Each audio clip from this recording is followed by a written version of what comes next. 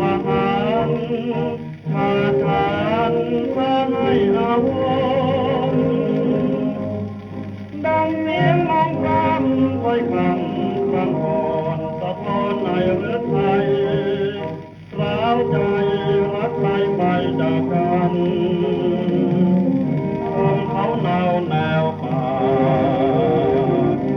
คิดถึงเมื่อคราก่อนนั้นควรล้อมชมชื่นชีวันชมพันดอกไม้ในป่านกไทยร้องไห้รื่นรมกล้วยไม้น้องชมแล้วให้ที่คืนหวานรื่นชื่นใจได้ฟ้าน้ำใสไหลเย็นเคยชวนน้องลองลอยเล่นทานฟังเสียงน้ำซัดอยู่ชาทานเฝ้าชมท้องทานแล้ววานจะจากไปยังอะไรไม่ลืมเพียงหลวงเขาหนาวแนวป่า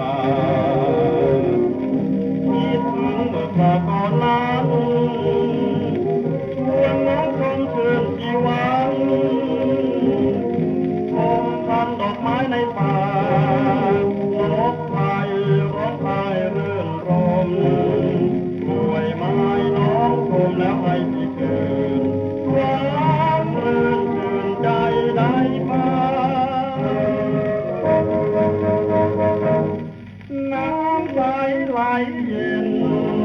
เคยชวนน้องลองลอยเล่นทานฟังเสียงน้ำซัดอยู่ชาทาน